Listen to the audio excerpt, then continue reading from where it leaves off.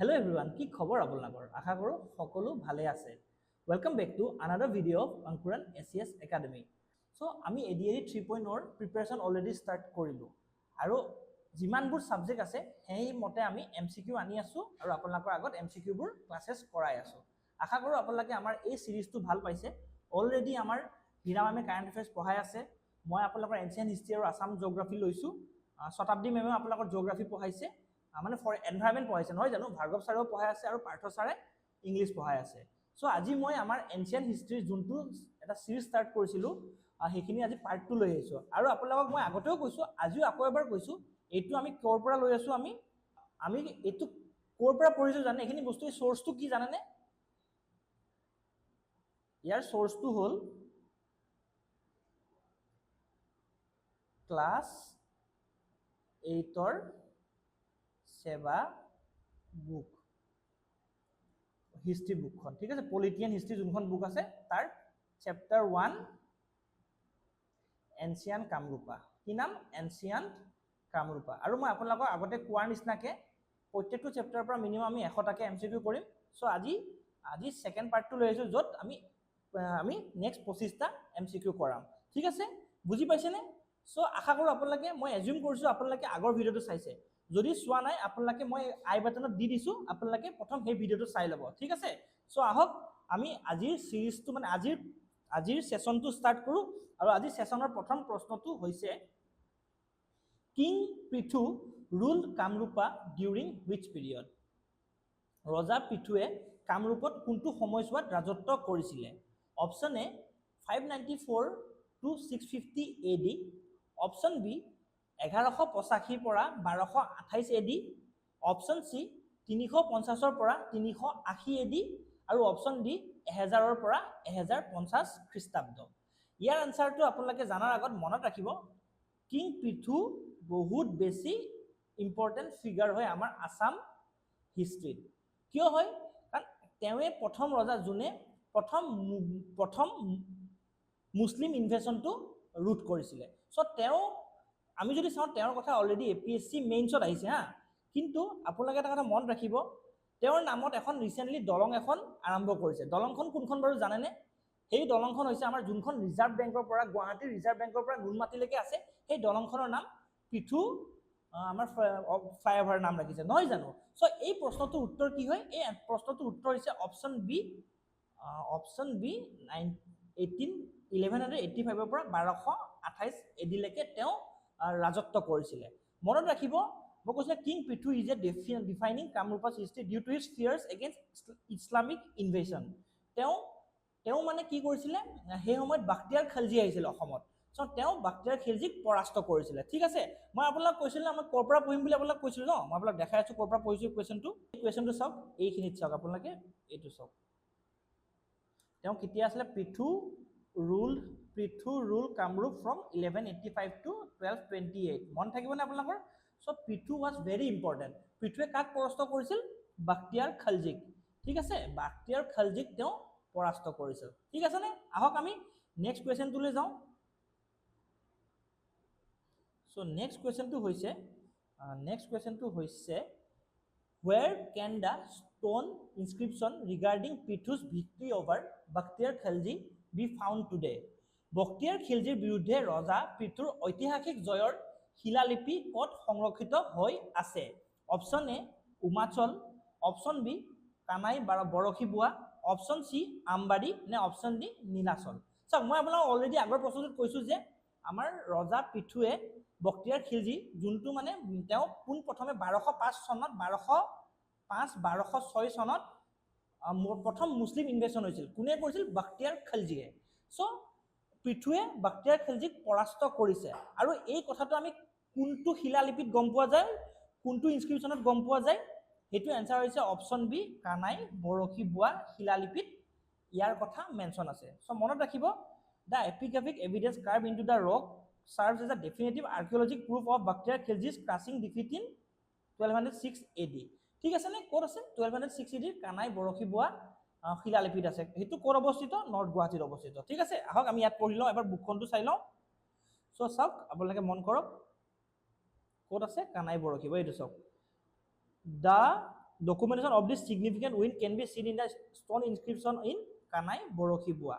দেখিছে মই কৈছো না আপোনালোকে আমি যোনখিনি এতিয়া বৰ্তমান এপিএসসি কাৰণে পঢ়ি আছো যোনখিনি ষ্টুডেণ্টে ক্লাছ 8 ৰ সেৱা কিতাপখন ভালকে পঢ়িছে তেওঁ অলৰেডি এপিএসসি কাৰণে প্ৰিপাৰেচন কৰি আহিছে জানা বা নাজানাকেও প্ৰিপাৰেচন কৰিছে কাৰণ অলৰেডি 8 ত এইখিনি বস্তু পঢ়ি আছে আমাৰ সেৱা ষ্টুডেণ্টখিনিয়ে মই নিজে সিবিএসইত পঢ়া মই জানো আজি যেতিয়া মই সিভিল সাৰ্ভিসৰ কাৰণে প্ৰিপাৰেচন কৰিব আহিছো বিশেষকৈ এপিএসসি কাৰণে মই গবেষণা অসমৰ হিষ্ট্ৰি নলেজ আমাৰ প্ৰায় নোহোৱা নিচিনাই কাৰণ আমাৰ অসমৰ কথা এনসিআৰটি বুকত প্ৰায় নগণ্য নাই বুলি ক'ব পাৰি একদম হাৰ্ডলি এটা পেৰাগ্ৰাফ দুটা পেৰাগ্ৰাফ থাকে সো এই সেৱা বুকখনত সব কিমান ধুনীয়াকৈ আছে যোনটো বস্তু আমি ডাঙৰ ডাঙৰ ইনষ্টিটিউটৰ আমি বুকলেটৰ পৰা পঢ়ি আছো ক্লাছ 8 এখন ক্লাছ 8 ৰ কিতাপত আছে ভাবি চাওক কিমান ইম্পৰ্টেন্ট আমাৰ সেৱাৰ কিতাপবোৰ নহয় জানো আহক নেক্সট কোৱেশ্চনটোলৈ যাওঁ সো এটু কলো অপশন বি কি কোড আছে কানাই বৰখিবুৱা ইনস্ক্ৰিপশনত আছে নহয় জানো নেক্সট কোৱেশ্চন যাও in which historic Persian book written by Minhaj Siraj is Bakhtiyar Khalji's defeat recorded Minhaj সিৰাজে ৰচনা কৰা কোনখন গ্ৰন্থত বখতিয়াৰ খিলজিৰ কামৰূপত পৰাজয়ৰ কথা উল্লেখ আছে অপশন এ সিউকি option B Tabaqat-i Nasiri option C Rajatarangini আৰু অপশন ডি অৰ্থশাস্ত্ৰ আমি জানো মিনাস সিৰাজে কি লিখিছে মিনাজউদ্দিন সিৰাজে কি লিখিছে তাবাকাতে নাসিৰী আৰু তাবাকাতে নাসিৰীতে আমাৰ বখতিয়াৰ খিলজিৰ ডিফিটৰ কথা লিখা আছে কাৰ পৰা ডিফিট হৈছিল আমাৰ পিতৃৰ পৰা ঠিক আছে মন ৰাখিব কানাই বৰখিবুৱাৰ ইনস্ক্ৰিপশনত আছে আৰ্কিঅলজিক্যাল প্ৰুফ হল কানাই বৰখিবুৱা ইনস্ক্ৰিপশন আৰু লিটাৰেৰী প্ৰুফ কি হয় তাবাকাতে নাসিৰী কোনে লিখিছে মিনাস সিৰাজে মন থাকিব মিনাস সিৰাজে লিখিছে ঠিক আছে আহক নেক্সট কোৱেশ্চনটোলৈ যাওঁ নেক্সট কোৱেশ্চন হৈছে in which year did Chaolung Sukaphaa entered the Brahmaputra valley across Patkai hills Chaolung চুকাফাই কোনটো বছৰত পাটকাই পাহাৰ পাৰ হৈ ব্ৰহ্মপুত্ৰ উপত্যকাত প্ৰৱেশ কৰিছিলে অপশন এ 1215 খ্ৰীষ্টাব্দ অপশন বি 1228 খ্ৰীষ্টাব্দ অপশন সি 1253 খ্ৰীষ্টাব্দ আৰু অপশন ডি 1268 এডি এটা কথা মনত ৰাখিব চাওলুং চুকাফাই যেতিয়া মোৱাংমাওৰ পৰা আহিছিলে তেওঁ 1215ত ষ্টাৰ্ট দিছিলে ঠিক আছে 1215ত ষ্টাৰ্ট দি তেওঁ আফটাৰ 13 ইয়াৰ্স মানে 1228 চনত আমাৰ পাটকাই হিলেদি আমাৰ অসম আহি পাইছিলে ব্ৰহ্মপুত্ৰ উপত্যকাত প্ৰৱেশ কৰিছিলে সো এনসাৰটো কি অপশন বি 1228 খ্ৰীষ্টাব্দ মনত থাকিব 1228 খ্ৰীষ্টাব্দ মন থাকিব ন সো তেতিয়াৰ পৰা 1228 খ্ৰীষ্টাব্দত আমাৰ চুকাফা এক্স্যাক্টলি যদি ডেট কব যা 2 ডিসেম্বৰৰ দিনা আমাৰ ব্ৰহ্মপুত্ৰ উপত্যকাত সোমাইছিল আৰু এই 2 ডিসেম্বৰ দিনাকে আমাৰ অসম ডে হিচাপে সেলিব্ৰেট কৰা হয় আসাম ডে মন ৰাখিব অসম দিৱস বুলি ঠিক আছে অসম দিৱস বুলি সেলিব্ৰেট কৰা হয় ঠিক আছে সো আহক আমি নেক্সট কোৱেশ্চনটোলৈ যাওঁ নেক্সট কোৱেশ্চনটো হৈছে which Ahom king assume the title Swarganarayan for the first time প্ৰথমবাৰৰ বাবে হিন্দু উপাধি স্বৰ্গনাৰায়ণ গ্ৰহণ কৰা আহোম ৰজাজন কোন আছিল option A Jayadhwaj Singha option B সুহুংমুং অপশন সি প্ৰতাপ সিংহ আৰু অপশন ডি ৰুদ্ৰসিংহ আৰু ইয়াৰ এনসাৰটো আপোনালোকে মনত ৰাখিব অপশন বি সুহুংমুং সুহুংমুঙে প্ৰথম আহোম ৰজা যোনে প্ৰথম হিন্দু উপাধি লোৱা আৰম্ভ কৰিছিলে তেওঁ কি উপাধি লৈছিল স্বৰ্গনাৰায়ণ আৰু আপোনালোকে এইটো মোক কমেন্ট সেকশনত জানক তেওঁ কি ৰজা বুলি জানা হৈছিল তেওঁ কি ৰজা বুলি জানা হৈছিল যেনেকে সুদাংফাক কি ৰজা বুলি জানা হৈছিল বামুনি কোঁৱৰ বুলি জানা হৈছিল হয়নে সিমিলাৰলি আমাৰ সুহুংমুঙক এটা বেলেগ এটা নামেৰে জানা হৈছিল সেই নামটো কি আপোনালোকে মোক কমেন্ট সেকশনত জনাব ঠিক আছে আহক নেক্সট কোৱেশ্চনটোলৈ যাওঁ The post of Borpatra Gohai was created during the reign of which Ahom monarch? কোনজন আহোম ৰজাৰ ৰাজত্ব কালত বৰপাত্ৰ গোহাই পদবী সৃষ্টি কৰা হৈছিল option A Sukaphaa option B সুহুংমুং অপশন সি প্ৰতাপ সিংহ আৰু অপশন ডি চক্ৰধ্বজ সিংহ মনত ৰাখিব বৰপাত্ৰ গোহাই উপাধিটো কোনে আৰম্ভ কৰিছিল অপশন বি সুহুংমুং ঠিক আছে সুহুংমুঙে পোনপ্ৰথমে বৰপাত্ৰ গোহাই পদবীটো আৰম্ভ কৰিছিল ঠিক আছে কিন্তু তাৰ আগতে বুঢ়া গোহাই আৰু বৰ গোহাই চুকাফাই কৰিছিল মন ৰাখিব বৰপাত্ৰ গোহাইটো কোনে কৰিছিল আমাৰ সুহুংমুঙে কৰিছিল বৰপাত্ৰ গোহাই ঠিক আছে এতিয়া মোক আপোনালোকে কমেন্ট সেকশনত জনাব প্ৰথম বৰপাত্ৰ গোহাই কোন আছিল ঠিক আছে আহক আমি নেক্সট কোৱেশ্চনটোলৈ যাওঁ নেক্সট কোৱেশ্চনটো হৈছে during which reign was the paik system officially was the Pike system officially organized and introduced in Assam? কাৰ ৰাজত্বকালত অসমৰ পাইক প্ৰথা আনুষ্ঠানিকভাৱে সংগঠিত আৰু প্ৰৱৰ্তন কৰা হৈছিল? অপশ্যন এ চুহুংমুং, option B Pratap Singha, option C Gadadhar Singha আৰু অপশ্যন ডি শিৱসিংহ। মনত ৰাখিব পাইক সিস্টেম পোন প্ৰথমবাৰৰ বাবে আৰম্ভ কৰিছিলে আমাৰ অপশ্যন বি প্ৰতাপ সিংহই। প্ৰতাপ সিংহই দুটা সিস্টেম আৰম্ভ কৰিছিলে, এটা হ'ল পাইক আৰু এটা হ'ল পছা সিস্টেম। পাইকটোতো আমি জানোৱে, ধৰি লওক এটা গ্ৰুপ বনাই দিব, প্ৰথমতে 4জন আছিল, তাৰে আমাৰ মানে তেওঁলোকে হেৰি কৰিব, মিলিটাৰীত যাব, তাৰ বিনিময়ত হেৰি কৰিব, তেওঁলোক এজনজন মাতি দিব কাম কৰিবৰ কাৰণে, হয়নে? আৰু পছা সিস্টেমটো হৈছিল ওচৰৰ ধৰি লওক পাহাৰৰ যোনবিলাক ট্ৰাইবেলখিনি আছে তেওঁলোকক যাতে এপেজ কৰি থাকে, তেওঁলোকক এপেজেল এটা পলিচি আছিলে। মনত ৰাখিব পছা সিস্টেমটো সেইটো আছিলে, ট্ৰাইবেলক এপেজ কৰা এটা পলিচি আছিলে। চ' পাইক সিস্টেমটো হ'ল মাটিৰ সিস্টেম, যোনটোত ধৰি লওক চবকে মাটি দিব, তাৰ বিনিময়ত তেওঁলোকে মিলিটাৰীত চাৰ্ভিচ, ভলেণ্টাৰী চাৰ্ভিচ দিব লাগিব। ঠিক আছেনে? বুজি পালে? আহক আমি নেক্সট কুৱেশ্যনটোলৈ যাওঁ। নেক্সট কুৱেশ্যনটো হৈছে the two administrative post Borbarua and Borphukan were created by which Ahom ruler? Borbarua আৰু বৰফুকন নামৰ প্ৰশাসনিক পদদ্বয় কোনজন আহোম ৰজাই সৃষ্টি কৰিছিল? অপশ্যন এ চুহুংমুং, option B Pratap Singha, option C Jayadhwaj Singha আৰু অপশ্যন ডি ৰুদ্ৰসিংহ। মনত ৰাখিব বৰবৰুৱা আৰু বৰফুকন পদবীটো প্ৰতাপ সিংহই আৰম্ভ কৰিছিলে। ঠিক আছে? কোনে? প্ৰতাপ সিংহই। বৰফুকন আৰু বৰবৰুৱা। ঠিক আছেনে? এতিয়া আপোনালোকে মোক মই এইখিনিতে এটা কথা কৈ লওঁ আপোনালোকক, প্ৰথম বৰফুকন কোন আছিলে?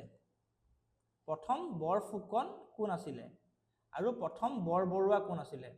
বৰবৰুৱা। চ' মনত ৰাখিব প্ৰথম বৰফুকন আছিলে লাঙি পানীচিয়া, ঠিক আছে, লাঙি পানীচিয়া। আৰু বৰবৰুৱা আছিলে মোমাই তামুলী বৰবৰুৱা, মোমাই তামুলী বৰবৰুৱা। ঠিক আছে, বৰবৰুৱা। চ' আপোনাক যদি কেতিয়াবা নেক্সট টাইম কোনোবাই সোধে প্ৰথম বৰফুকন কোন আছিলে? লাঙি পানীচিয়া, আৰু প্ৰথম বৰবৰুৱা কোন আছিলে? মোমাই তামুলী বৰবৰুৱা। ঠিক আছে, বুজি পাইছেনে আপোনালোকে? আহক নেক্সট কুৱেশ্যনটোলৈ যাওঁ। নেক্সট কুৱেশ্যনটো হৈছে ইন 1663 দ্য ট্ৰিটি অফ ঘিলাজাৰী ঘাট was sign between the Ahoms and which Mughal commander? 1663 চনত আহোম আৰু কোনজন মোগল সেনাপতিৰ মাজত ঘিলাজাৰী ঘাটৰ সন্ধি স্বাক্ষৰিত হৈছিলে? Option A Mir Jumla, option B Ram Singh one, option C Shaista Khan আৰু অপশ্যন ডি ৰাজা মান সিং। 62 চনত মীৰ জুমলা আমাৰ অসমত আহি পাইছিলে, সেই সময়ত কামৰূপত আহি পাইছিলে, আৰু মীৰ জুমলাৰ লগতে ঘিলাজাৰী ঘাটৰ চুক্তি স্বাক্ষৰিত হৈছিলে। কোন হৈছিলে? ৰজা জয়ধ্বজ সিংহ আৰু মীৰ জুমলাৰ মাজত তৃতীয় ঘিলাজাৰী ঘাটখন স্বাক্ষৰিত হৈছিলে। মনত থাকিব আপোনালোকৰ?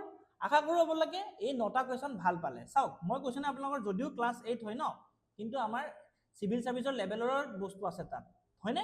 এতিয়াতো ইমান দেৰিলৈকে আপোনালোকে কুৱেশ্যনখিনি চাই পেলাই চাগে বুজি পাইছে কেনেকুৱা ধৰণৰ প্ৰশ্ন তাত বা কেনেকুৱা ধৰণৰ টপিক আমি পঢ়ি আছোঁ ক্লাছ 8ৰ কিতাপখনতে। চ' আহক নেক্সট কুৱেশ্যনটোলৈ যাওঁ।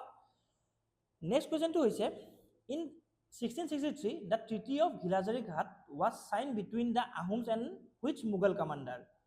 মানে কাৰ মাজত হৈছিলে? মোগলৰ মীৰ জুমলা, ৰাজা মান সিং, শ্বেস্তা খান। এইটো দুবাৰ আহিলে, এইটো এনচাৰটো আমি পঢ়িছোঁ অলৰেডি, অপশ্যন এ মীৰ জুমলা, নহয় জানো? অপশ্যন এ মীৰ জুমলা অলৰেডিটো পঢ়িছোঁ, দুবাৰ আহিলে চাগে। ঠিক আছে বাৰু, আহক নেক্সট কুৱেশ্যনটোলৈ যাওঁ। Who was the Ahom king when Mir Jumla invaded in 1662? চ' সুধিছে যেতিয়া মীৰ জুমলাই কামৰূপ হেৰি কৰিছিলে, কামৰূপ আক্ৰমণ কৰিছিলে, তেতিয়া আহোম ৰজা কোন আছিলে? Option A Jayadhwaj Singha, option B Chakradhwaj Singha, option C Udayaditya Singha আৰু অপশ্যন ডি প্ৰমাত্য সিংহ। এই এনচাৰটো মই অলপ আগত কথা পাতিছে, নহয় জানো? ইয়াৰ এনচাৰটো কি? অপশ্যন এ জয়ধ্বজ সিংহ, নহয় জানো? অপশ্যন এ জয়ধ্বজ সিংহ। মনত ৰাখিব অপশ্যন এ জয়ধ্বজ সিংহ। ঠিক আছে, আৰু তেওঁ হেৰি কি কয়, তেওঁ মীৰ জুমলা বা মোগলৰ আক্ৰমণ সহ্য কৰিব নোৱাৰি তেওঁ পলাই গৈছিলে। চ' তেওঁক মনত ৰাখিব, তেওঁক ভগনীয়া ৰজা বুলি কয়। কি বুলি কয়? তেওঁ উভতি গৈছিল বা পলাই গৈছিল, সেইটো কাৰণে তেওঁক ভগনীয়া ৰজা বুলি কয়। ঠিক আছে, তেওঁক কি বুলি কয়? ভগনীয়া ৰজা। ঠিক আছে, আহক আমি নেক্সট কুৱেশ্যনটোলৈ যাওঁ। নেক্সট কুৱেশ্যনটো হৈছে who was the Ahom king during the battle of Saraighat? শৰাইঘাটৰ যুদ্ধৰ সময়ত কোনজন আহোম ৰজা আছিলে? Option A Chakradhwaj Singha, option B Udayaditya Singha, option C Jayadhwaj Singha আৰু অপশ্যন ডি গদাধৰ সিংহ। মনত ৰাখিব এই প্ৰশ্নটোৰ উত্তৰ হ'ল অপশ্যন বি উদয়াদিত্য সিংহ। হয়নে? আমাৰ শৰাইঘাটৰ যুদ্ধ যেতিয়া হৈছিলে 1671 চনত, তেতিয়াৰ ৰজা আছিলে উদয়াদিত্য সিংহ। কোন আছিলে? আহোমৰ ৰজা উদয়াদিত্য সিংহ। মনত থাকিব। আহক নেক্সট কুৱেশ্যনটোলৈ যাওঁ। নেক্সট কুৱেশ্যন হৈছে the famous amphitheatre Rangghar was initially built with bamboo and timber by Rudrasingha and later rebuilt in brick by which king? মানে কথাটো সুধিছে বিখ্যাত ৰংঘৰ প্ৰথমে ৰুদ্ৰসিংহই বা কাঠেৰে নিৰ্মাণ কৰাৰ পিছত কোনজন ৰজাই পকী পুনৰ নিৰ্মাণ কৰিছিল? Option A Sivasingha, option B Pramatta Singha, option C Rajeswar Singha আৰু অপশ্যন ডি লক্ষ্মী সিংহ। ইয়াৰ এনচাৰটো হ'ল অপশ্যন বি প্ৰমত্ত সিংহ। প্ৰমত্ত সিংহই মানে আমাৰ যোনটো ৰংঘৰ, বৰ্তমান সময়ৰ ৰংঘৰটো যোনটো মানে ইটাৰে সজোৱা হৈছে, সেইটো প্ৰমত্ত সিংহই ৰিবিল্ড কৰিছিল। কিন্তু প্ৰথমে যদি বাঁহ আৰু কাঠেৰে কোনে বনাইছিল? ৰুদ্ৰসিংহই। ঠিক আছে। 1744 চনত প্ৰমত্ত সিংহই আকৌ ৰিবিল্ড কৰিছে, মানে নতুনকৈ আকৌ বনাইছে। আহক কুৱেশ্যন নম্বৰ 13 যাওঁ। Who was the founder of Koch dynasty in western Assam? পশ্চিম অসমত কোচ ৰাজবংশৰ প্ৰতিষ্ঠাপক কোন আছিলে? Option A Naranarayan, option B Chilarai, option C Biswa Singha আৰু অপশ্যন ডি লক্ষ্মীনাৰায়ণ। মনত ৰাখিব কোচ ডাইনেষ্টি আৰম্ভ কৰিছিলে বিশ্বসিংহই। ঠিক আছে। কোনে আৰম্ভ কৰিছিল? বিশ্বসিংহই। বিশ্বসিংহই কোচ ডাইনেষ্টি 1515 চনত আৰম্ভ কৰিছিলে, মানে তেওঁ ফাউণ্ড কৰিছিলে। চ' মনত ৰাখিব বিশ্বসিংহই 1515 চনত কোচ ডাইনেষ্টি আৰম্ভ কৰিছিলে। ক'ত কৰিছিলে? ৱেষ্টাৰ্ণ অসমত। ঠিক আছে। আহক কুৱেশ্যন নম্বৰ 14 যাওঁ। What was the real name of king Naranarayan? ৰজা নৰনাৰায়ণৰ প্ৰকৃত নাম কি আছিলে? Option A Malladev, option B Shukladhwaj, option C Bishwambhar আৰু অপশ্যন ডি পুৰন্ধৰ। মনত ৰাখিব কিং নৰনাৰায়ণৰ এটা বেলেগ নাম আছিলে আৰু সেই নামটো হৈছে অপশ্যন এ মল্লদেৱ। মনত ৰাখিব নৰনাৰায়ণৰ আচল নাম আছিলে মল্লদেৱ আৰু চিলাৰায়ৰ নাম আছিলে শুক্লধ্বজ। মনত ৰাখিব। আকৌ কৈছোঁ নৰনাৰায়ণৰ নাম আছিলে মল্লদেৱ। ঠিক আছে। আৰু চিলাৰায়ৰ নাম আছিলে শুক্লধ্বজ। মন থাকিবনে? আপোনালোকে মোক যদি পাৰে কমেণ্ট ছেকশ্যনত জনাওকচোন শুক্লধ্বজৰ নামটোনো কিয় চিলাৰায় পৰিলে? ঠিক আছেনে? শুক্লধ্বজৰ নামটো কিয় চিলাৰায় পৰিলে? ঠিক আছে। আহক কুৱেশ্যন নম্বৰ 15 যাওঁ। In which year the Kamakhya temple reconstruct the patronage of king Naranarayan and Chilarai?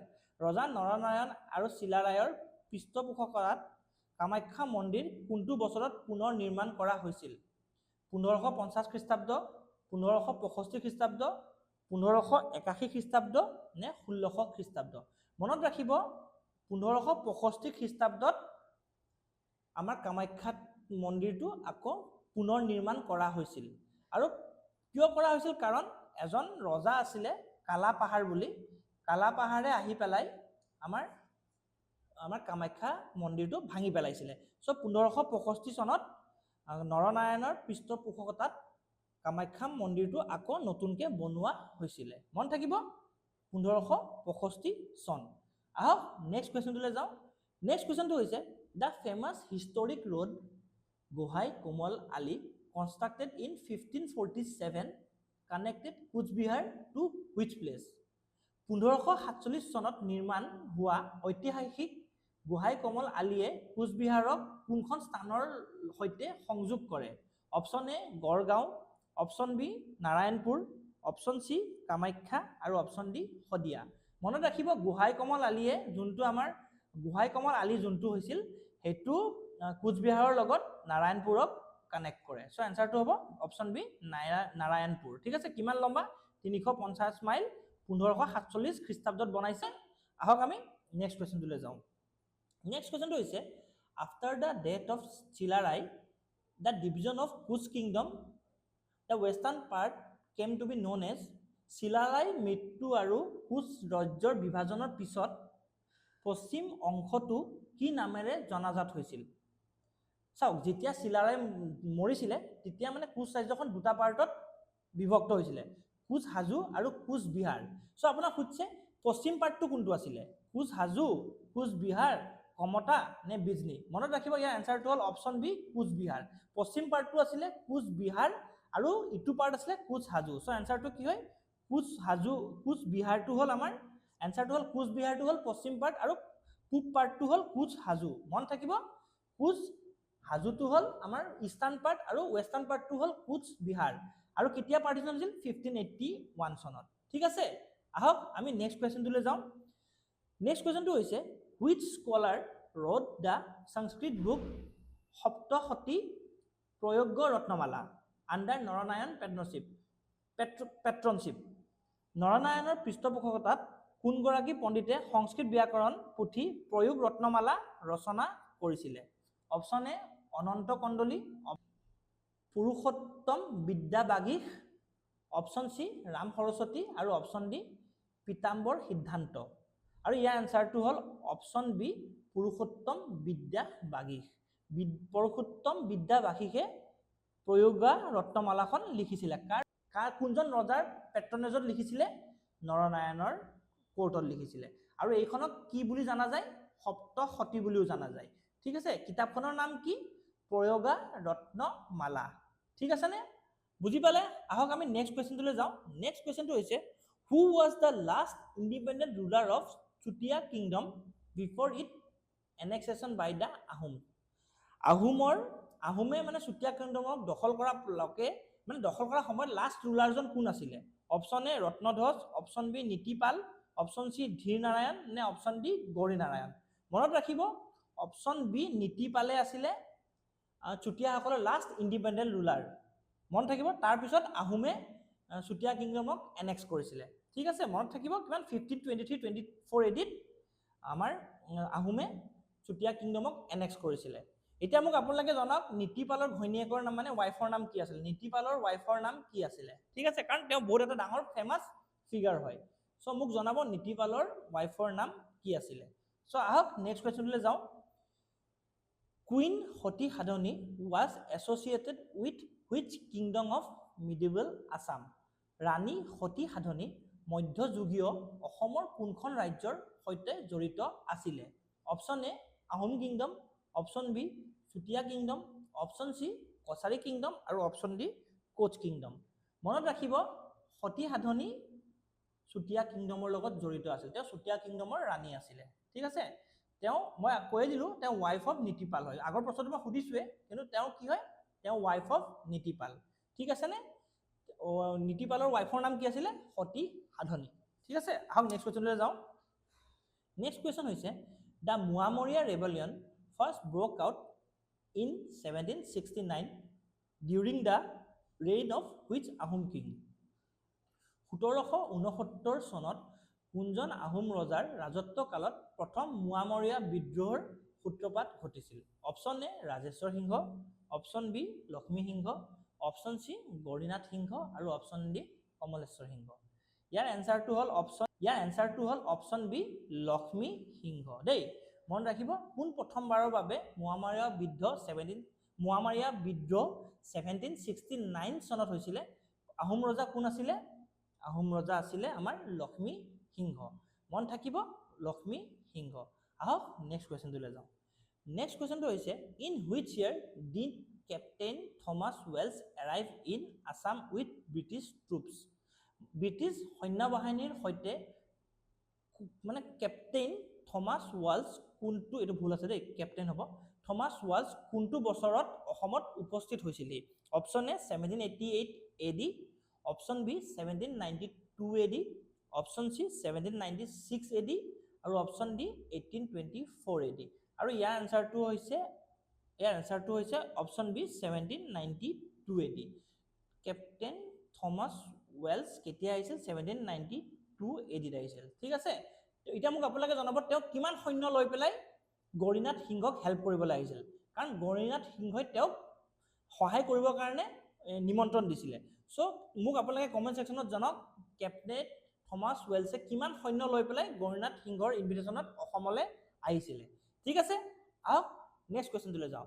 who invited the Burmese army to invade Assam for the first time in 1817 1817 চনত প্ৰথমবাৰৰ বাবে মান সৈন্যক অসম আক্ৰমণ কৰিবলৈ কোনে আমন্ত্ৰণ জনাইছিল প্ৰথম হল Badan Chandra Borphukan option B Purnananda Burhagohain option C Ruchinath Borbarua আৰু অপশন ডি চন্দ্ৰকান্ত সিংহ ইয়াৰ এনসাৰটো কি হয় অপশন এ বদন চন্দ্ৰ বৰফুকন আমাৰ এটা অসমীয়াত ফেমাস গানে আছে বদনে আনিলে মান নহয় জানো বদনে মান আনিছে কাক আনিছে মানে বাৰ্মিজ আৰ্মিক আনিছে হয়নে বাৰ্মিজ আৰ্মিক প্ৰথম কোনে আনিলে বদনে মান আনিলে বুলি কয় অসমত এটা ফেমাস আছে বদনে মান আনিলে কাৰণ বদনে বাৰ্মিজ আৰ্মিক আনিছিলে সো কেতিয়া আনিছে 1817 চনত বদন বৰফুকনৰ ইনভিটেশনতে কোন প্ৰথমবাৰৰ বাবে কোন আহিছিলে বাৰ্মিজ আৰ্মি আহিছিলে কাক হৰাবৰ কাৰণে আহিছিল সেই সময়ৰ prime minister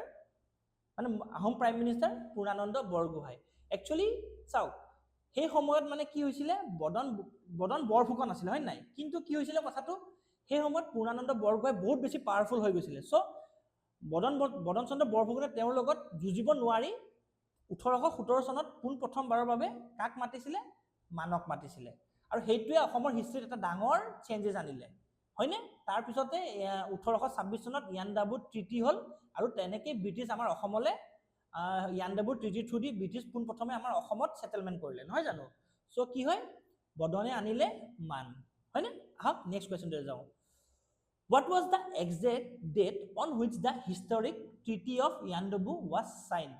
Option A 24th February 1826, option B 15 March 1824, option C 12 January 1826 আৰু option D 26 November 1828.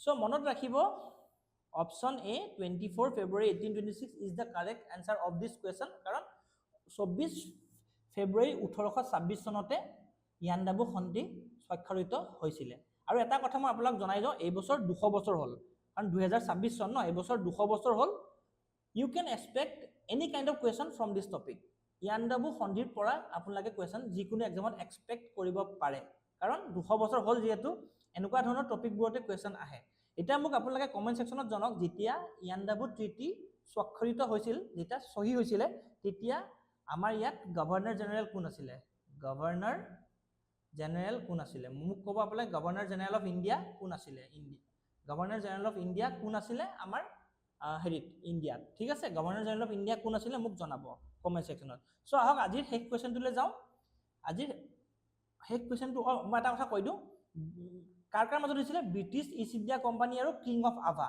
মন ৰাখিব কিং অফ আভাৰ মাজত ট্ৰিটি অফ ইয়াণ্ডাবু স্বাক্ষৰিত হৈছিল সো আহক আজিৰ শেষ কোৱেশ্চনটোলৈ যাও Who was the last nominal Ahom king of Assam installed under British protection in Upper Assam in 1833 to 1838?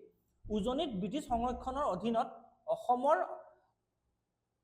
অন্তিমজন নামমাত্ৰ আহোম ৰজা কোন আছিল স্পেলিং বহুত ভুল হৈছে দেই option A Chandrakanta Singha option B Purandar Singha option C Jogeswar Singha আৰু অপশন ডি কমলেশ্বৰ সিংহ আৰু ইয়াৰ এনসাৰটো হৈছে অপশন বি পুৰন্দৰ সিংহই কব গলে অসমৰ লাষ্ট নমিনেল ৰজা ঠিক আছে নে বুজি পাইছে সো এনসাৰটো কি হয় পুৰন্দৰ সিংহ অপশন বি পুৰন্দৰ সিংহ ঠিক আছে মই এটা আপোনাক দুটা কথা কৈ লওঁ 1828 ত ব্ৰিটিছে লোৱাৰ আসাম এনেক্স কৰিলে হয়নে লোৱাৰ আসাম এনেক্স কৰিলে হলে লোৱাৰ আসাম এনেক্স কৰিলে তাৰ পিছত 1833 চনত পুৰন্দৰ সিংহক কি কৰিলে পুৰন্দৰ সিংহক আপাৰ আসামৰ পাৰ্ট এটা ৰুল কৰিব দিলে ঠিক আছে তেওঁক পুনৰ আহোম ৰজা হিচাপে ইনষ্টল কৰিলে কিন্তু আকৌ 1838 চনত তেওঁক অটৰাই ব্ৰিটিছে আপাৰ আসাম পাৰ্টটো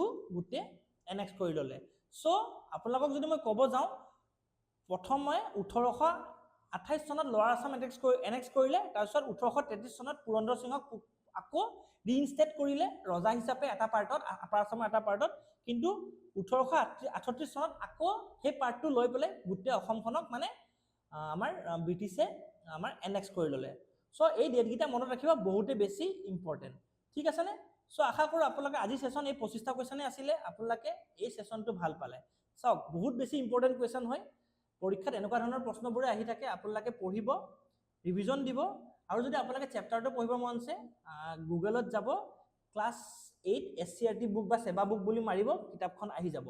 ভাল বুক হয়, আপোনালোকে নিজে দেখিছে কেনেকুৱা ধৰণৰ প্ৰশ্ন মই আনিছো, তাৰ পৰাই আনিছো গোটেইখিনি, সব তাৰ পৰা, সোৰ্সটো গোটেই ক্লাছ 8 আমাৰ সেৱাৰ ক্লাছ 8 পলিটি আৰু হিষ্ট্ৰী কিতাপখন, তাৰ পৰা পঢ়িব, ভালকে বুজি পাব আপোনালোকে। সো আশা কৰো ভিডিঅ'টো ভাল পাইছে। লগতে মোৰ লগতে আপোনালোকে আমাৰ যোনবিলাক বেলেগ ফেকাল্টি আছে তেওঁলোকৰ ভিডিঅ'বোৰ চাব, আপোনালোকৰ কাৰণে আমি বহুত কষ্ট কৰি আছো, আশা কৰো আপোনালোকে আমাৰ ভিডিঅ'বোৰ ভাল পাব। সো ভিডিঅ'টো ইমানতে সামৰিছো, ধন্যবাদ।